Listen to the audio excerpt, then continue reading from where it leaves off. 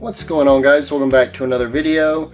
So it's been out a couple weeks now, but Fantastic Four First Steps has been in theaters. I've had a chance to see the film twice, and I'm gonna today just sit down and rank all the Fantastic Four films from worst, and believe me, at its worst, it's arguably the worst comic book film ever made, to the best. So yeah, without further ado, let's jump right into this, guys. And again, this is just going to be my opinion. I'd love to hear yours down in the comments down below. But yeah, let's get right into this. And coming in last place is Fant Four Stick, as I like to call it, the 2015 version. Why do I call this movie Fant Four Stick and not Fantastic Four?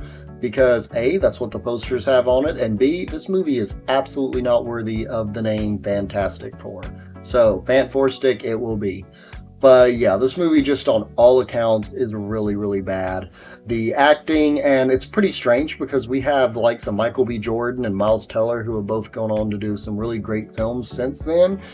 But even they can't save this movie from its really poor script. It's very horrendous directing, and it's a Frankenstein of a movie. I can't even really explain it, but you can go look up or watch these YouTube videos about the horrible production mess behind this film, and it shows in the final product. Believe me, I mean, this is one of those films where absolutely like learning about the behind the scenes and production of this film is vastly more entertaining than the movie itself. The first half is very slow, very boring. We're like at the halfway point before they even get their powers, and then they obviously, they come back. And I will say, like, the second half of this movie almost redeems it. And I say that because they at least try to do something kind of different and unique, where it's kind of like this body horror movie with the Fantastic Four kind of learning about their powers. And there are some cool ideas within it, but overall, it just falls flat. And this version of Doctor Doom sucks. There's no other way to put it. It just completely sucks. So yeah, this is one of the worst, if maybe not the worst, comic book film of all time. And yeah, the less ever said about this movie, the better. But yeah, moving on to fourth place is going to be Fantastic Four, the 1994 unreleased version. Not gonna lie to you guys, I was debating on putting this in last place just because it's not a great movie, and even more importantly, this movie wasn't actually released, so I feel like it's kind of cheating to put it above a movie that was theatrically released, even if that movie was an abomination to the human race. However, because said movie is an abomination to the human race, it's going to get last place, and Fantastic Four 1994 is going to be in fourth. And honestly, I mean, I can at least see with this movie where the director, the cast and crew, their hearts were in the right place with this movie. I really feel like they at least tried to kind of give it some of that comic book flair. The cast does have some decent chemistry. Reed and Johnny in particular look and feel very similar to their comic book counterparts. Dr. Doom is mostly solid for the most part, but the overall plot is nearly non-existent and forgettable. I really, for example, cannot tell you what the actual purpose of the jeweler and the diamond is. The movie would have been exactly the same without him. The editing is extremely choppy, and the visuals are some of the worst I've seen in any comic book movie. There's like one scene at the climax of the film involving the Human Torch and this thing hitting him in space, and it looks like an Atari graphic. It's that bad. And Reed's powers actually look surprisingly good compared to the rest. The third act of this film is really rushed. There's no real emotional payoff or development for any of these characters whatsoever. But, the thing is, and if you read some of the interviews or watch these interviews, whatever, and, you can really tell that the creators' hearts were in the right place. They actually really did think they were going to make a theatrically released movie, but they really just weren't given the tools to make a good film, and what little bit of goodness you can find in this movie was ultimately pulled out, and most people will never watch this movie. I think it's like free on Dailymotion, and that's the only place I could find it. So yeah, it comes in at number 4. Bad movie, but at least you could kind of see what they were trying to do with it. And then coming in third place is Fantastic Four 2005. This is an entirely watchable film, if you couldn't tell. If you've watched these movies, we're past the really awful Fantastic Four movies, and now we're on the somewhat decent track here. But yeah, like I was saying though, this movie's entirely watchable.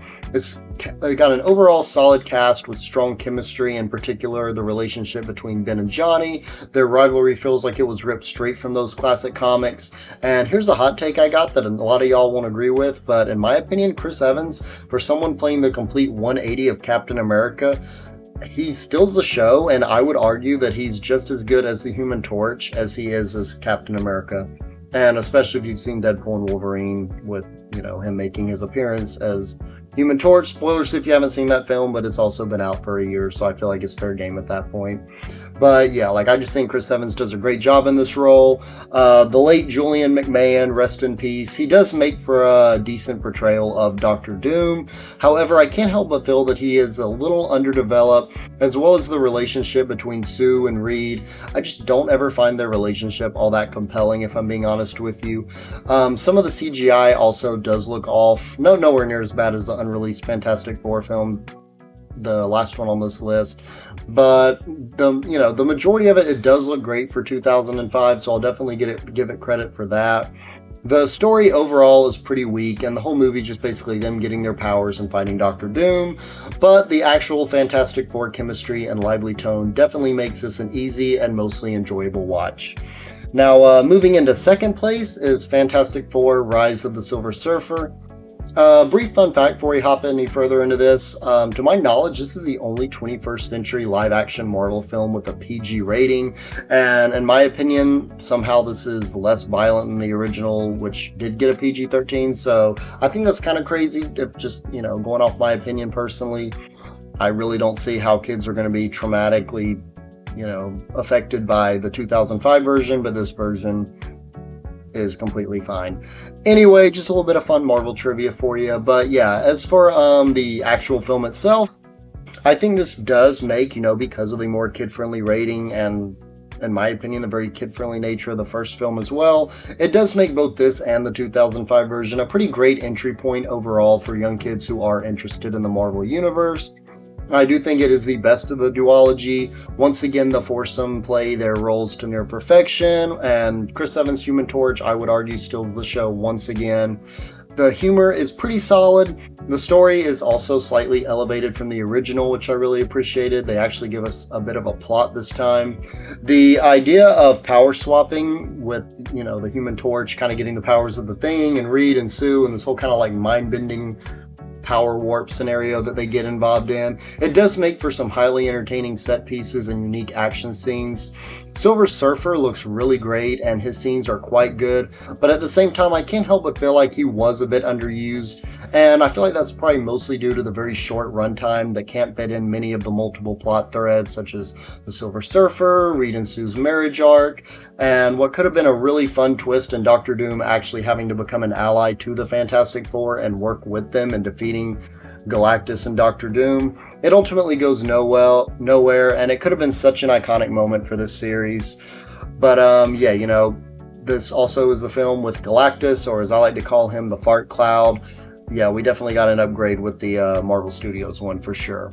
But overall, it's a squarely good Fantastic Four movie that I definitely believe would be remembered much more fondly had it actually given many of its characters and their moments time to breathe and further explore their character arcs. But all that to say, guys, coming in number one, you guessed it, Marvel Studios' Fantastic Four: First Steps. Now, if you've watched my Superman ranking of all the Superman films, you'll probably see that both of these films, ironically enough, in my opinion at least, are the best of their respective franchises. Whereas though with Superman, there was some pretty good competition, specifically with Superman 2, the original film, and Man of Steel. I feel like Fantastic Four: First Steps clears the bar 125% from pretty much the second place spot on this list. Again, I think the 2005-2007 films are good enough, but I don't really see them as good films as much as they are just entertaining and they're good for kids and all that. Fantastic Four: First Steps somehow just had the same idea as James Gunn's Superman film and just went head first into the comic accuracy. I love Matt Shakman's directing style, the 1960s retro futuristic version of New York, I believe it is, that we see. Just seeing all these comic book characters come to life. The thing looks incredible. All the cast has amazing chemistry together. Pedro did significantly better than I thought. And you also get Galactus, the real Galactus this time, who looks absolutely amazing. The story is really engaging as well. I love the fact of kind of the world turning on the Fantastic Four because they won't give up their child to Galactus. And it's just overall, it's got the strongest plot. In my opinion, some of the best, well, easily the best writing of the franchise, but in my opinion, probably the best action as well, and it fully embraces everything that I've come to love about the Fantastic Four ever since I was a kid. So yeah, this movie's absolutely incredible. I think it is by far one of, well, easily the best Fantastic Four film, but by far, I think, if not top 5, definitely top 10 MCU film of all time. If you haven't gone to see it yet, I highly recommend checking it out.